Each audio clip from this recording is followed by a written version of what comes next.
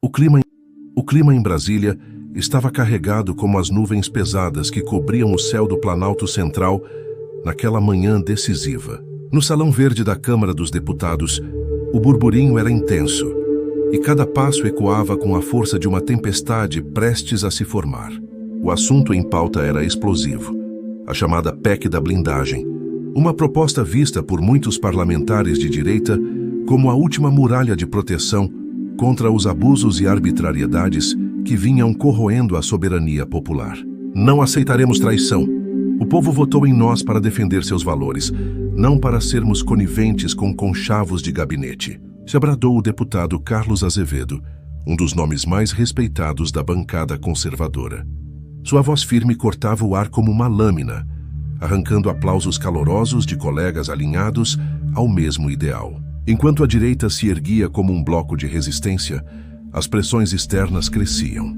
Do lado de fora, a imprensa tradicional tentava pintar o movimento como um gesto de radicalização.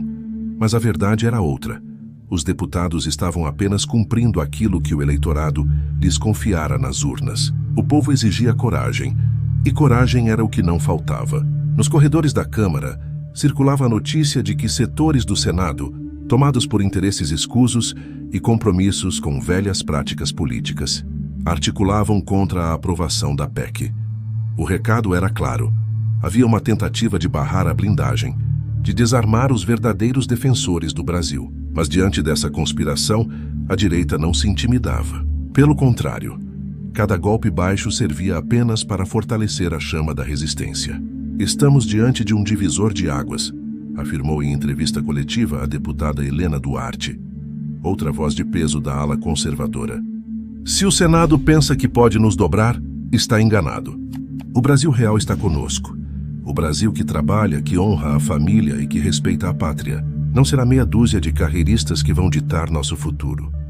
Os bastidores fervilhavam. Líderes da oposição tentavam abafar a mobilização, espalhando boatos de rupturas internas, mas a direita se mostrava unida como raramente se vira antes. O próprio presidente da Câmara, sentindo a pressão das ruas, sabia que não poderia ignorar o recado que vinha das bases. Cada discurso inflamado ecoava nos estados, ganhando as praças, igrejas e grupos comunitários, que se reconheciam na coragem dos seus representantes. Havia tensão, sim, mas também havia esperança. O Brasil estava presenciando uma página histórica, e todos sabiam que nada seria como antes. Os deputados de direita, até então tratados com desdém por parte da velha política, mostravam que não tinham medo de enfrentar adversários poderosos. A cada passo, deixavam claro que a luta pela PEC da blindagem era mais do que uma disputa legislativa. Era uma batalha pela honra nacional. E foi nesse clima de ebulição que surgiu a pergunta que ecoava de gabinete em gabinete, de jornalista a jornalista. Até onde os deputados iriam para defender o que consideravam inegociável? A notícia da manobra no Senado caiu como um raio sobre o plenário da Câmara. Era como se, de repente, a confiança depositada em um pacto mínimo de respeito institucional tivesse sido rasgada em pedaços. Os senadores, muitos deles atrelados a velhas alianças e a conchavos de bastidores, ousaram enfraquecer a PEC da blindagem, tentando diluir seu impacto e reduzir seu alcance. Para os deputados de direita, aquilo não era apenas uma afronta política, era um verdadeiro ataque à vontade do povo. Eles não representam mais a sociedade, representam apenas seus próprios privilégios. Denunciou em alto e bom som o deputado Marcelo Antunes, conhecido por seu estilo direto e combativo.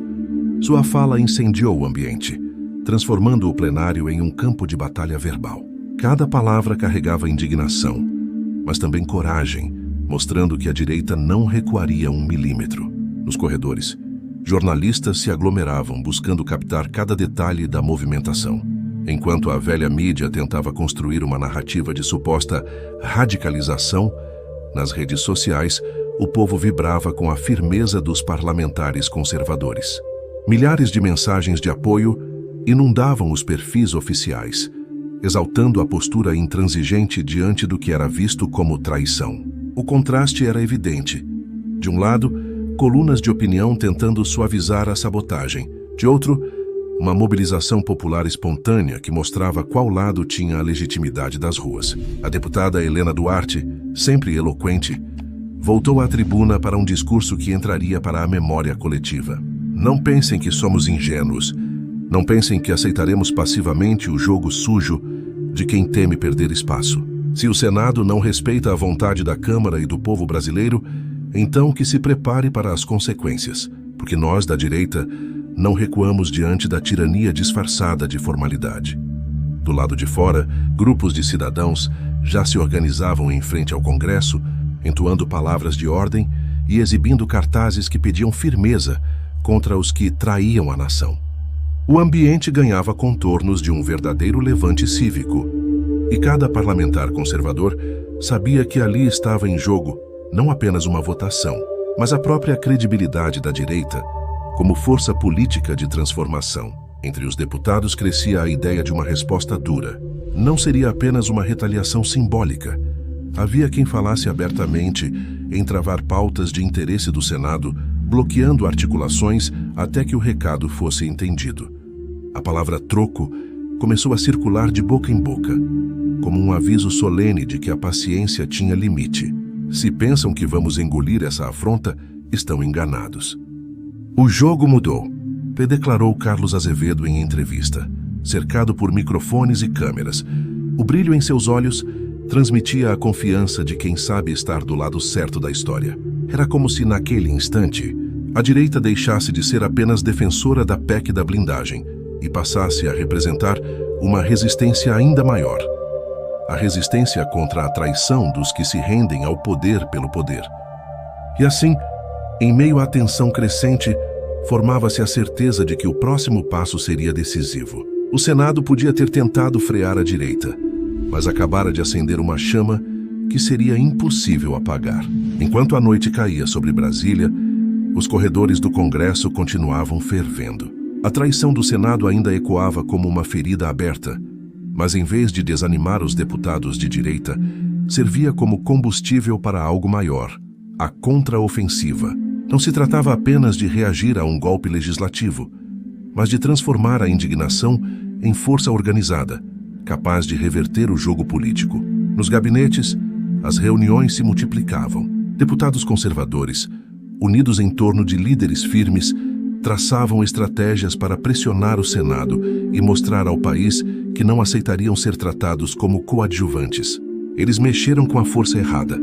Agora vão sentir o peso da verdadeira representação popular, declarou o deputado Gustavo Ramos, conhecido pela habilidade de articular entre diferentes bancadas de direita. As palavras ecoaram com impacto. Muitos lembravam que nas últimas eleições, o povo havia deixado claro seu recado. Menos conchavos, mais firmeza. Menos privilégios, mais compromisso com a pátria. E era exatamente esse espírito que os deputados buscavam resgatar, erguendo-se como guardiões de uma esperança que o Senado parecia querer sufocar. Do lado de fora, a mobilização crescia.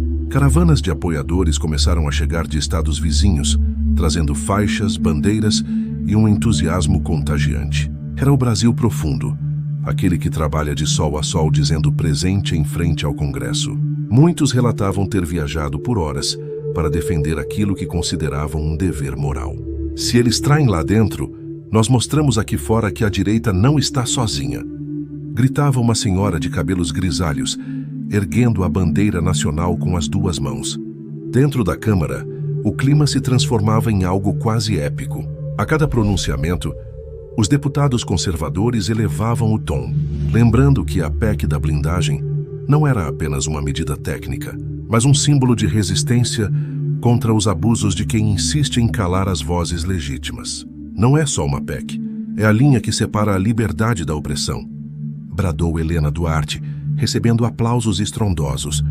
Os adversários tentavam reagir com ironias, mas sabiam que estavam acuados. A força da direita crescia não apenas no parlamento, mas no coração do povo. E quando o povo desperta, não há estratégia de bastidores que resista. O movimento ganhava ares de rebelião cívica, e até mesmo alguns deputados indecisos começavam a se aproximar da base conservadora, temendo ficar do lado errado da história. O presidente da Câmara, pressionado, percebeu que não poderia ignorar o recado. Já se falava em endurecer a pauta contra o Senado, atrasando projetos de interesse direto daquela casa. Era o aviso de que, se a direita fosse desrespeitada, o troco viria rápido e implacável. No entanto, no meio de tanta energia surgia também uma pergunta inquietante. Até onde a direita estaria disposta a ir para impor respeito? Os próximos dias trariam respostas, mas uma coisa já era certa. A contraofensiva estava lançada e nada seria capaz de deter a marcha de quem carrega consigo o peso da verdade e a força do povo. Brasília acordou diferente. Logo cedo, a esplanada dos ministérios começou a ser tomada por uma multidão de cores verde e amarelo. O vento soprava forte, carregando consigo bandeiras agitadas e vozes firmes que ecoavam em uníssono. PEC da blindagem já! Não há traição. O povo havia atendido ao chamado silencioso da direita, demonstrando que não apenas acompanhava os passos no Congresso, mas estava disposto a se fazer presente como protagonista da história. As avenidas foram tomadas por famílias inteiras, trabalhadores, agricultores e jovens, que enxergavam naquela mobilização algo muito maior que uma votação.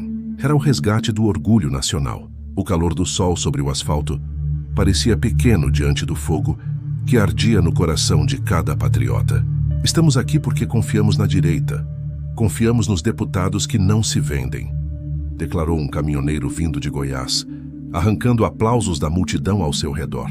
Dentro da Câmara, os deputados conservadores acompanhavam tudo em tempo real pelas redes sociais. As imagens de Brasília tomada pelo povo eram recebidas como combustível extra para a luta. Carlos Azevedo, em conversa com aliados, resumiu o sentimento geral. Eles tentaram nos dobrar no tapetão, mas quem dobra agora é o Senado, diante dessa demonstração de força popular. A imprensa tradicional, tentando minimizar a mobilização, falava em grupos isolados, mas as imagens não mentiam. As ruas estavam cheias e cada canto da capital ressoava com hinos e palavras de ordem. Era impossível ignorar. Jornalistas independentes transmitiam ao vivo, mostrando rostos comuns e histórias reais de brasileiros que largaram seus afazeres para defender a PEC da blindagem. O contraste entre as narrativas era evidente, e o povo escolhia em quem acreditar, naqueles que estavam ao seu lado, e não em redações distantes. Os senadores acuados começaram a sentir o peso da pressão. Reuniões de emergência foram convocadas, e alguns já cogitavam rever posições. Mas a direita sabia que não podia confiar em promessas vagas. A ordem era manter a pressão, intensificar a mobilização e deixar claro que a luta estava longe de acabar. Helena Duarte foi novamente à tribuna, e seu discurso entrou para a história. Com a voz embargada de emoção, declarou: "Olhem para as ruas, senhores. Não são partidos, não são interesses pessoais. É o Brasil que clama. E nós, deputados de direita, não ousaremos decepcionar esse grito de esperança. Que fique claro. Não recuaremos, não negociaremos nossos princípios. A PEC da blindagem será realidade, custe o que custar." As palavras ecoaram não apenas no plenário, mas também nas praças onde telões transmitiam ao vivo as sessões da Câmara. O povo aplaudia, cantava, chorava. Era um momento de unidade rara, onde representantes e representados se confundiam em um só corpo. E assim, em meio à explosão de energia popular, a dúvida pairava no ar. Diante de um povo tão decidido e de uma direita tão firme, qual seria o próximo passo do Senado? O dia mal havia começado quando os corredores da Câmara já estavam dominados por uma palavra repetida como um mantra: troco. O Senado havia testado os limites, e agora era a vez da direita mostrar sua resposta. Não seria uma retaliação desorganizada, mas uma reação estratégica, calculada e implacável. Cada deputado conservador sentia nos ombros o peso da missão de dar voz ao clamor das ruas, e nenhum deles estava disposto a recuar. Naquela manhã, uma reunião reservada foi realizada em um dos gabinetes mais movimentados. Ali estavam reunidos os principais nomes da bancada de direita, unidos em torno de um propósito comum: mostrar que a traição teria consequências. Não vamos aceitar humilhação. Se eles pensam que podem impor sua vontade contra o povo, terão de pagar o preço, disse com firmeza Gustavo Ramos, batendo a mão na mesa e arrancando acenos de concordância dos colegas. As propostas surgiam em sequência. Alguns defendiam travar todas as pautas de interesse direto do Senado, impedindo que projetos considerados estratégicos avançassem. Outros sugeriam instaurar comissões para investigar alianças suspeitas que vinham sendo denunciadas nos bastidores. A ideia era clara: demonstrar força e deixar evidente que a Câmara, sob liderança da direita, não se ajoelharia diante de pressões externas. Do lado de fora, a população acompanhava cada movimento com ansiedade. Em frente ao Congresso, os manifestantes cantavam hinos e erguiam cartazes com frases que ecoavam como ordens. Não recuem. Fé, o Brasil está com vocês. Senado não nos representa. Essa conexão direta entre ruas e plenário tornava qualquer recuo simplesmente impensável. A imprensa, alinhada à velha política, tentava pintar os deputados como intransigentes, mas o povo não se deixava enganar. As redes sociais fervilhavam com transmissões ao vivo, hashtags e vídeos de apoio. Carlos Azevedo, ao postar uma mensagem curta, "O troco vem aí", mobilizou milhões de compartilhamentos em poucos minutos, transformando suas palavras em trending topic nacional. No plenário, Helena Duarte fez questão de dar o tom da nova fase. Que fique claro, não estamos aqui para agradar senadores, mas para defender o Brasil. Se o Senado insiste em virar as costas ao povo, a Câmara será a trincheira que impedirá essa afronta de prosperar. E que ninguém duvide, o troco será proporcional à traição. Sua fala, carregada de emoção, foi recebida com aplausos que ecoaram como trovões. Enquanto isso, senadores percebiam que a tempestade se aproximava. Reuniões emergenciais se multiplicavam, e o nervosismo tomava conta de gabinetes antes acostumados ao conforto da indiferença popular. Pela primeira vez em anos, aquela casa parecia sentir o peso de estar sob os holofotes da sociedade, exposta e vulnerável. Na Câmara, porém, o sentimento era outro, de força crescente, de dever cumprido. A direita havia transformado indignação em estratégia e estava pronta para dar o troco de forma tão firme que mudaria os rumos do Congresso.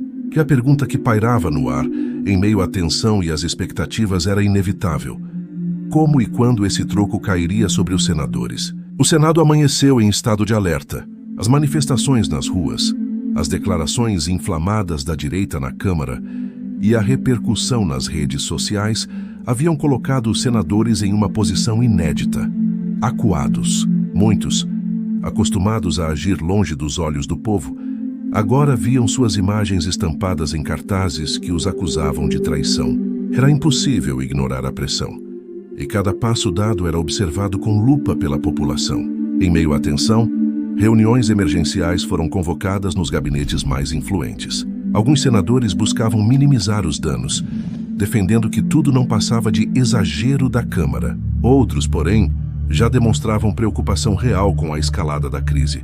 O senador Augusto Lacerda, visivelmente abalado, confidenciou a aliados: "Subestimamos a direita, achamos que recuariam, mas eles estão mais fortes do que nunca. E agora o que fazemos?" Enquanto isso, a Câmara seguia firme. Deputados de direita se revezavam nas tribunas, expondo cada detalhe da manobra, que tentara enfraquecer a PEC da blindagem. As falas eram contundentes, carregadas de emoção e convicção.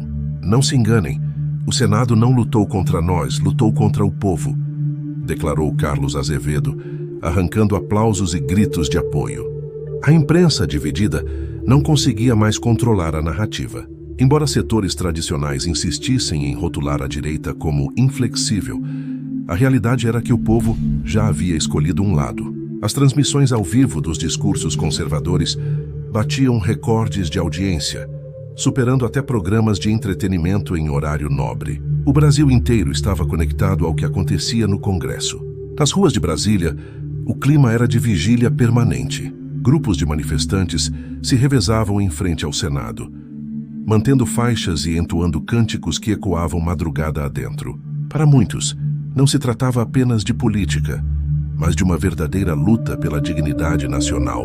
"Nós não vamos arredar o pé até ver essa PEC respeitada", dizia um jovem estudante enrolado na bandeira do Brasil. Helena Duarte, ciente do simbolismo desse momento, fez questão de reforçar a unidade da direita. Em entrevista coletiva, declarou: estamos demonstrando que não existe poder maior do que o poder do povo. Se o Senado insiste em virar as costas para a nação, nós mostraremos que a Câmara, sob liderança conservadora, será o escudo que protegerá cada cidadão. A fala viralizou, transformando-se em lema de apoio em todo o país. Camisetas, cartazes e publicações nas redes sociais estampavam a frase como símbolo da resistência. O Senado, cada vez mais pressionado, via-se obrigado a discutir recuos estratégicos, mas nos bastidores crescia o temor de que já fosse tarde demais. A direita não apenas havia resistido à tentativa de traição, mas havia transformado o episódio em trampolim para consolidar sua força. O Senado agora estava acuado como nunca, e a sensação era clara. Qualquer movimento em falso poderia desencadear um terremoto político sem precedentes. E diante desse cenário, uma questão pairava no ar. Seria o Senado capaz de resistir à força avassaladora da direita ou acabaria se rendendo ao inevitável? O que começou como um movimento de resistência transformava-se diante dos olhos de todo o país em uma virada de comando. A Câmara, impulsionada pela força da direita, deixava de reagir para assumir a dianteira do processo político. O Senado, outrora acostumado a impor sua vontade nos bastidores, agora se via na posição incômoda de responder à pressão. Era uma inversão de papéis que deixava clara a nova realidade. A direita havia tomado o controle da narrativa. No plenário da Câmara, o clima era de confiança crescente. Deputados conservadores falavam com firmeza, certos de que cada palavra repercutia nas ruas como um clarim de vitória. O Brasil não está mais nas mãos dos que conspiram, mas nas mãos daqueles que têm coragem. Proclamou Gustavo Ramos, arrancando aplausos ensurdecedores. O efeito foi imediato. Movimentos populares em diferentes capitais organizaram atos de apoio, replicando em escala nacional o que acontecia em Brasília. Nas redes sociais, a direita dominava o debate, transformando hashtags em bandeiras de luta e ocupando os espaços digitais com mensagens de unidade, patriotismo e esperança. O povo via em seus representantes conservadores não apenas políticos, mas verdadeiros defensores de um ideal maior.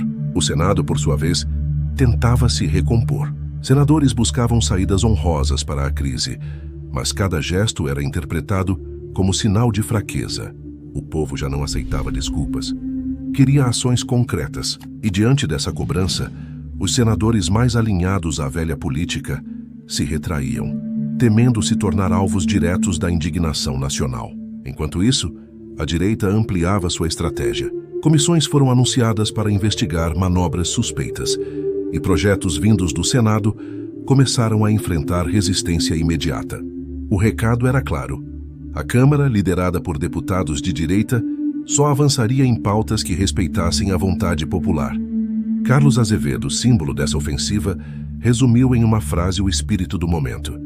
Nós não viemos para pedir licença, viemos para liderar. A declaração viralizou, transformando-se em manchete e reverberando em rodas de conversa em todo o país. O Brasil enxergava na direita não apenas resistência, mas protagonismo. O povo emocionado respondia com demonstrações de apoio. Agricultores enviavam vídeos direto do campo. Caminhoneiros gravavam mensagens nas estradas. Estudantes se organizavam em universidades. Era uma onda impossível de conter, mostrando que a força conservadora não se limitava ao Congresso, mas se espalhava por todos os cantos da nação. No Senado, o silêncio crescia. Os que antes falavam com arrogância agora evitavam entrevistas, temendo ser confrontados pela imprensa independente que não perdoava omissões. As câmeras buscavam rostos preocupados, olhares baixos, sinais claros de que a resistência ao povo estava ruindo. E assim, no auge dessa virada histórica, uma pergunta ganhava força. Se a direita já assumira o comando moral e político, qual seria o próximo passo para transformar essa vitória em mudança definitiva para o Brasil? A direita já havia conquistado algo inédito. Não apenas resistir à sabotagem do Senado, mas assumira o protagonismo do cenário político nacional. Agora, porém, era hora de transformar discursos em ações concretas, mostrando que não se tratava apenas de retórica inflamável, mas de compromisso real com o povo brasileiro. Logo nas primeiras horas da manhã, a Câmara anunciou um pacote de medidas que deixou claro o novo rumo da política em Brasília. Entre elas, estavam propostas para acelerar a votação da PEC da blindagem, endurecer as regras de transparência para senadores e bloquear projetos vindos da outra casa que não tivessem ligação direta com os interesses da população. Não aceitaremos projetos que atendam a elites ou conchavos. Só avançará o que respeitar o povo, afirmou em coletiva Gustavo Ramos, arrancando aplausos dos manifestantes que lotavam a frente do Congresso. O impacto foi imediato. Nas redes sociais, milhares de brasileiros vibraram com a notícia.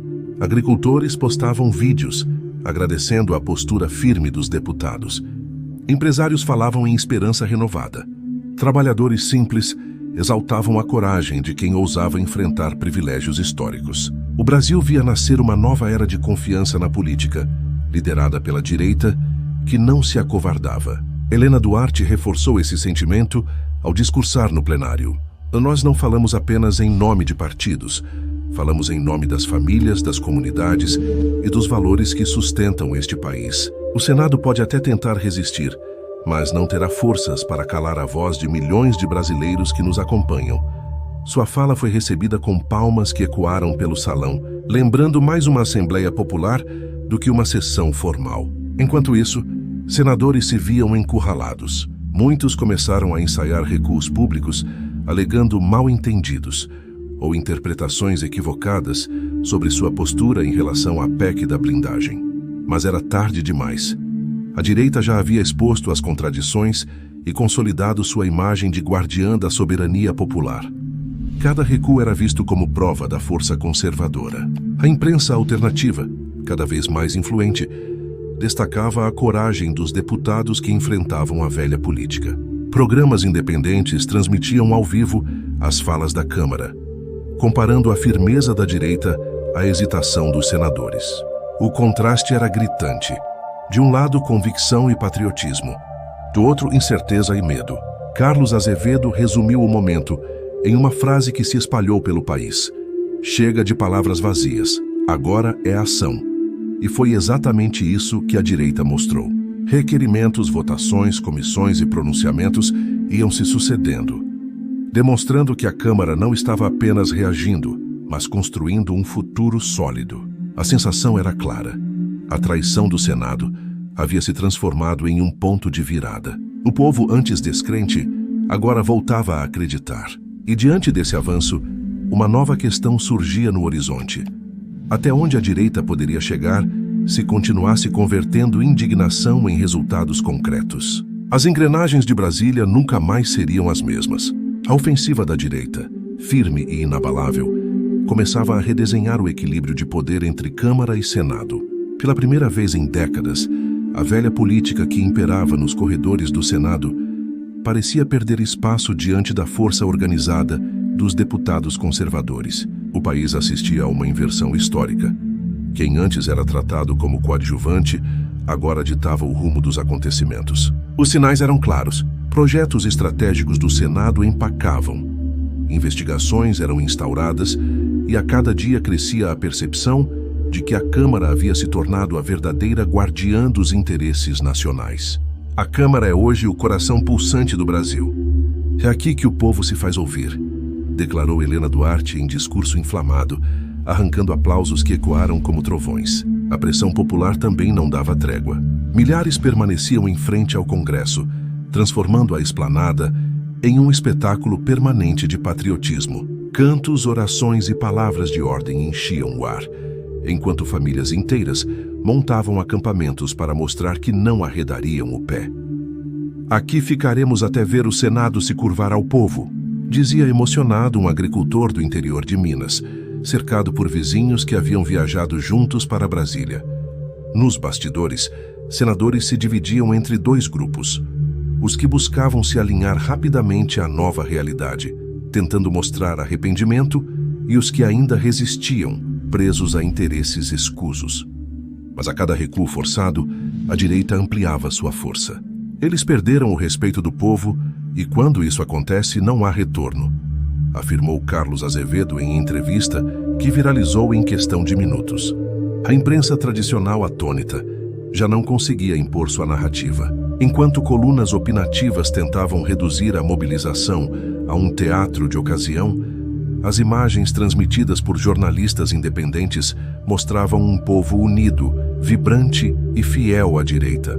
O abismo entre as versões só reforçava a legitimidade dos deputados conservadores. No plenário, Gustavo Ramos reforçou a mensagem de firmeza. Não confundam paciência com fraqueza. Se o Senado acha que pode impor sua vontade contra a nação, descobrirá que a direita sabe responder com altura. Estamos preparados para ir até o fim. Suas palavras incendiaram ainda mais a militância, que enxergava na direita não apenas resistência, mas verdadeira liderança moral. Cada sessão legislativa se transformava em espetáculo, com discursos que corriam o país em questão de minutos. A direita, antes subestimada, agora ocupava todos os espaços, do plenário às redes sociais, das ruas às rodas de conversa. Era impossível ignorar o peso de sua presença. E assim, diante dessa virada avassaladora, uma certeza se impunha. O Brasil vivia um novo capítulo político, marcado pela coragem e pela firmeza da direita. Mas com o jogo de poder se redesenhando, uma pergunta permanecia no ar. Qual seria o desfecho dessa batalha entre a força popular e a resistência do Senado? O dia da votação final chegou cercado de expectativa e tensão. A esplanada dos ministérios estava tomada por uma multidão ainda maior que nos dias anteriores. Famílias inteiras acampadas, caminhoneiros buzinando em coro, agricultores erguiam suas bandeiras como estandartes de uma batalha cívica. O céu de Brasília, azul intenso, parecia refletir o espírito de esperança que pairava no ar. Era um momento decisivo, e todos sabiam que o futuro do país passava por aquele instante. Na Câmara, os deputados de direita entraram em plenário sob aplausos e gritos de incentivo. O ambiente era carregado de emoção. Carlos Azevedo, ao subir à tribuna, falou com a firmeza de quem carregava a voz de milhões. Hoje não é apenas uma votação. Hoje é a consagração de um povo que se recusou a ser traído. Hoje a direita mostra que não se vende, não se dobra e não se cala diante da pressão. O discurso ecoou para além das paredes do Congresso. Do lado de fora, os telões transmitiam cada palavra, e a multidão respondia com cantos e aplausos ensurdecedores. Era como se a linha entre representantes e representados tivesse desaparecido. Todos eram parte de um mesmo corpo, movido por fé, patriotismo e convicção. No Senado, o clima era de rendição. Muitos senadores, antes altivos, já não tinham coragem de sustentar sua oposição. O peso das ruas, da opinião pública e da ação firme da direita havia se tornado insuportável. Um a um começaram a alinhar seus votos, tentando escapar do rótulo de traidores. Mas era tarde.